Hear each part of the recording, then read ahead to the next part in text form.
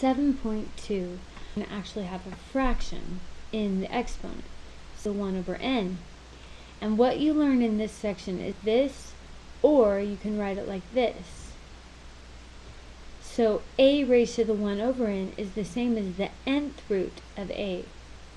Now later in this section, we'll come to ones where the fraction has a numerator and a denominator. And in those cases, you need to understand that the a goes in the radical, the denominator is the root, and the numerator is the exponent. And you can write that inside the radical, or you could write it out here, or even write smack dab in the middle. So those are the rules. That's what you want to understand for this section.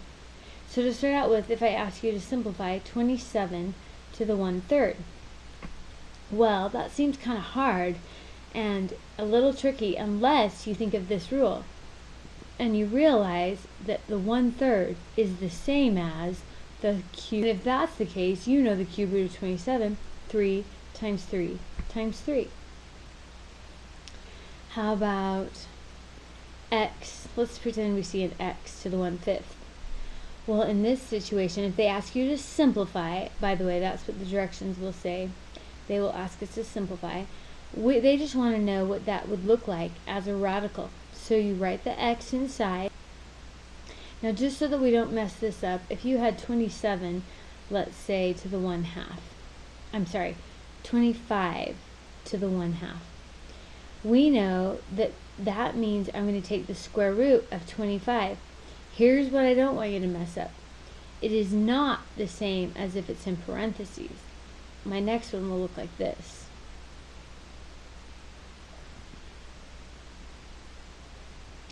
So, since this is not in parentheses, the exponent only raises its base, nothing else, not the negative. So the 25 is right here. Now that's different from this. If it's in parentheses, now the 1/3 is raising everything in the parentheses. So the cube root will go over everything, the negative 27 and the y to the 6th.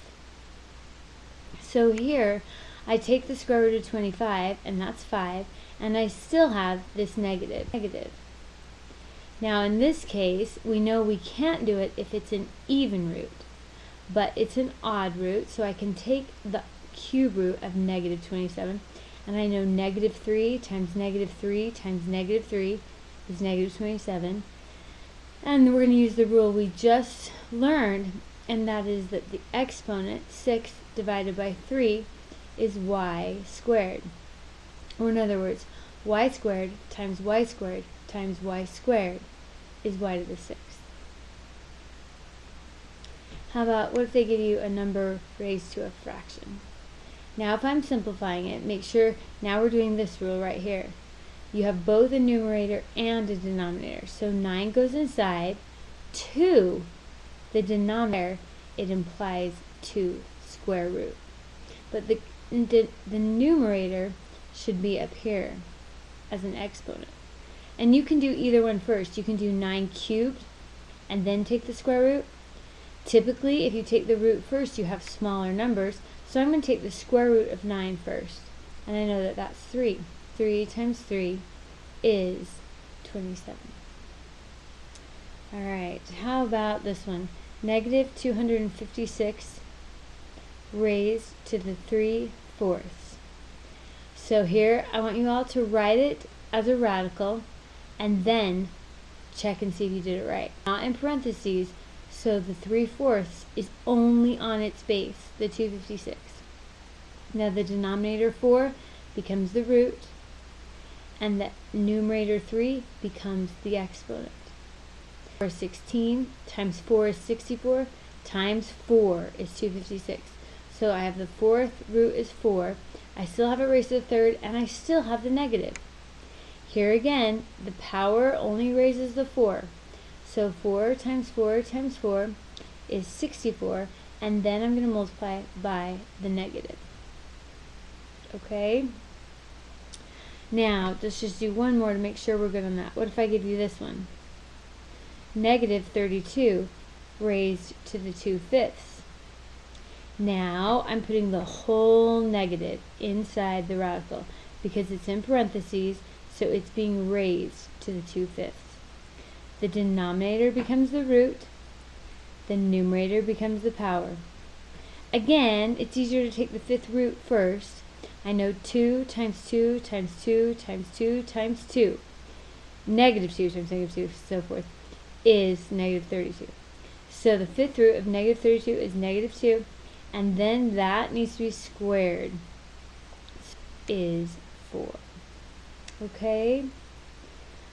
Now, what if I give you a negative exponent?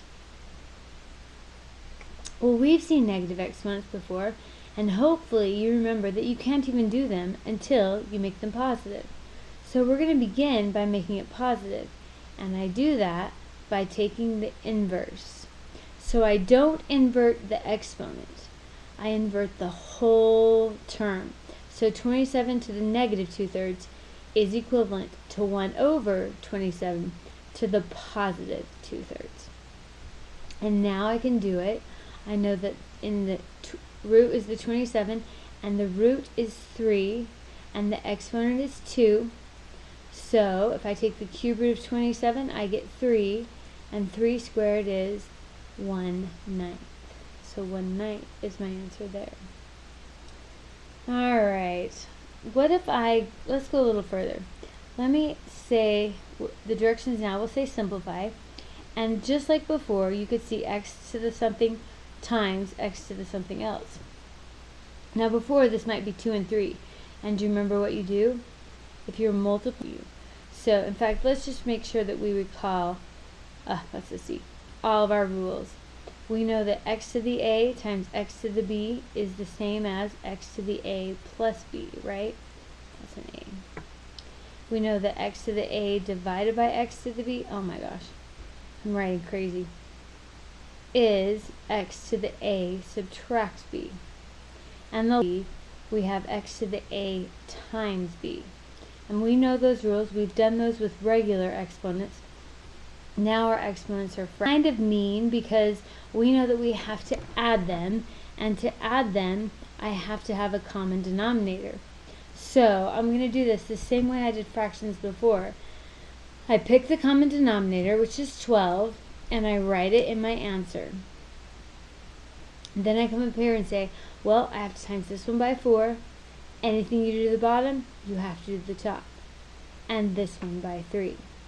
So what I have now is 4 times 1 plus 3 times 1, or 7/12. So let's try a divide one. What if I gave you 9 to the 2/3 divided by 9? Oh, I'm sorry, it was 2/5. 9 to the 2/5 divided by 9 to the 12/5. Well, we know that when we're dividing, we subtract exponents. So don't change your base, just like you didn't change it here. You don't change it here. It stays 9. And we have 2/5 subtract 12/5, which we know is then negative 10/5. Or it's not simplified. So I'll put the whole thing on the bottom and raise it to the positive 2, which we know then is 1 over 81. Alright, let's try raising to a power. What if I give you 3x to the negative 2/3 raised to, let me pull this up a tinch, raised to the third. Well, the coefficient, don't forget to treat like normal. 3 to the third is 3 times 3 times 3, which is 27. But now I have a negative exponent here. So, well, let's go ahead and just raise it to the third power first. We know that if we're raising to a power, we multiply exponents. So I'm going to multiply negative 2/3 times 3 over 1. So my 3's reduce, and I just have x to the negative 2. 7 over x to the positive 2. Okay? Because we just need to make Whatever that negative exponent is on, just move that base. That's all. Alright, let's go to a clean sheet. And this is still 7.2. But now, let's say that they ask you to multiply x to the 1/4 plus 1 times x to the 1/4 minus 7.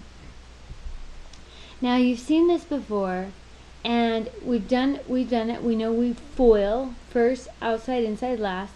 The only new part is those fractions, those rational exponents. So first times the first, I have x to the 1/4 times x to the 1/4. So I add them. So what is 1/4 plus 1/4? Well, the denominator is already the same. 1 plus 1 is 2. Inside, I have that negative 7 times my x to the 4th. Inside times the inside, I have my 1 times x to the 4th. And last times the last, my minus 7. Now those are like terms, aren't they? Same base, same exponent. So I'll go ahead and simplify it. Let's see. I can reduce this fraction. So I'll reduce that fraction to 1/2. And then I'm going to combine negative 7 and positive 1. So I have negative 6 x to the 1/4 minus 7. And that's your answer. You just FOILed those. Another thing they ask you to do in your homework is they will say factor. And you could see something like this. Factor x to the negative 1/3, 7x to the negative 1/3 minus to the 5/3. I hope I can read my right note. Now factor means divide, right? So when we factor something out, we divide it out. So I have x to the negative 1/3, and I'm going to divide it out of this. So in your head, you can think of it as being below that and below this. Now if it were below this, I would have this divided by itself. So all I have is 7. Here, I'm going to have my 5. My 5 won't change, but I'm going to have x to the 5/3 times x to the positive 1/3, because I can bring it to the top and make it positive. Then, if I'm multiplying the base, I add the exponents. So I get x to the 6/3. And we can reduce that, and we know that that will be x squared right there. So when they ask you to factor something out, just think of it as it's under each term and you're dividing. Okay? For example, they might want the 10th root of y to the 5th. Now that's hard to do because you can't pull 10 out of 5. But what they actually want you to do here is use your knowledge that you can convert this to a fraction. And the exponent is the numerator and the root is the denominator. And then you can reduce that fraction. And you know what? Now you can write it back as a radical. And it looks much simpler than this, doesn't it? How about, what if they gave you the 4th root of 9? Now this kind of feels like, well, what's to simplify? What they do is they write it as, instead of a 4, instead of a 9, they will write it as 3 squared. Then you can do the same thing you did here. You can rewrite it as power divided by root. Then you can reduce, and then you can write it as the square root of 3. Much simpler than this, isn't it? So they just kind of play with your mind a little bit. So at the end of your homework, there's a couple of those questions like this that I've seen on the final from this section are pretty basic. For example, this is an example of a final exam question. So when you see these on your homework, pay really close attention to them.